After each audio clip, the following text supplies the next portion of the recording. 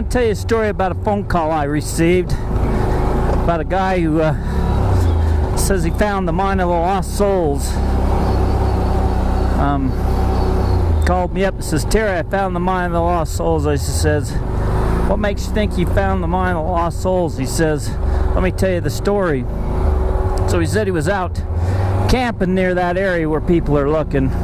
He left his camp early in the morning, like 7 o'clock in the morning, and he started hiking. And he never got back to his camp till 9 o'clock at night, or just before the sun went down, just before 10, I guess he said.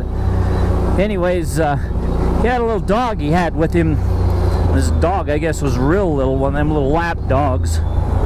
So he was carrying it with him most of the time because it couldn't climb through the boulders and over the trees, the fallen trees, and all that stuff. But he says he got into this one area and he put his dog down and it started barking. He figured it was barking at a squirrel or a chipmunk or something. It was barking at this big bush, this big bushy tree, he said. So he went behind the bushy tree to see if he could see what his dog was barking at, and there was a pile of rocks stacked up right there.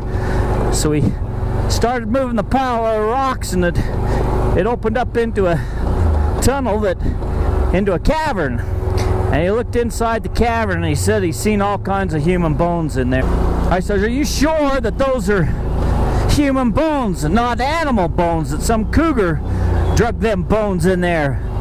He says, I know the difference between a human skull and an animal skull. And he says, these were human skulls.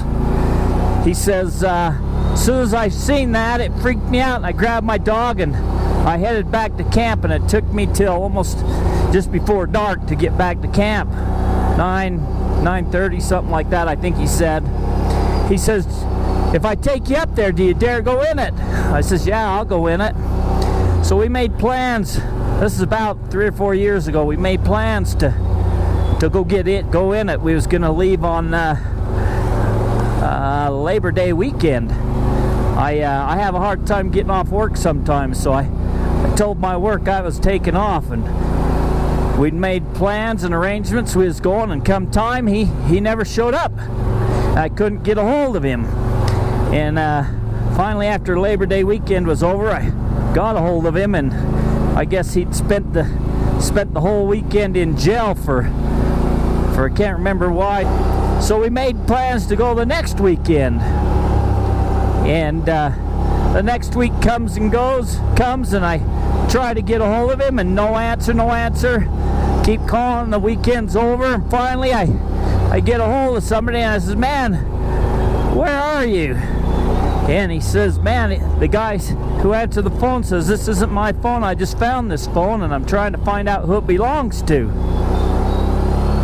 So anyways, long story short, I've lost track of him. That's the only reason I'm telling this story, is so I can get a hold of him, tell him what I found. He described to me where it was at. So I took Utana and Shem Jessup with me, and we backpacked in halfway, made camp, and then the next day hiked back in there. Well, we found the compass stump. It's a stump that has a compass pointer in it, carved into the stump of the tree, and it points right to the other stump that has the kind of like a chair, has a sight hole notched into it to sight to something. It's not ancient. Wasn't left by the Spaniards. It's more modern than that. But I wonder, somebody put that there for a reason, to sight them back to something, or to be able to tell something was there. But I found some other things that I want to tell you about. So I found your rock cairns that you left. But like I said, I've lost your name, I've lost your number. You know who you are if you hear this story. I'm going to leave my email address. Get a hold of me. Leave your name so I know it's you, and we need to talk more of what else I found. That's the end of that. For those of you that don't know the story of the Mine of Lost Souls, here's an old newspaper article from 1946 from the Vernal Express talking about it. Basically what it talks about is there was a man traveling through New Mexico. It was getting late, so he seen a small village, so he stopped at it and asked if there was a place he could stay. He paid him money. At night, he was kind of the center of attention, so all the Mexicans gathered around, and he was telling them stories and told them that he came from a place in Utah called the Uinta Mountains. And as soon as he said that, there was an old Mexican woman who perked right up, and she got with him and wanted to tell him this story. And the story, this is what she told him. She says, "Very long ago, when I was a young girl, I with some of my people made a long journey to the far-off Uintas. We traveled over the Escalante Trail. Near the end of our journey, we came to a large stream, and we followed the stream into the mountains. We lived in a cave, and each day traveled to a tunnel where we mined gold." At this point, she motioned with her hands to indicate a slope or pitch downward, and described with gestures the Sawtooth Mountains and a number of great pines.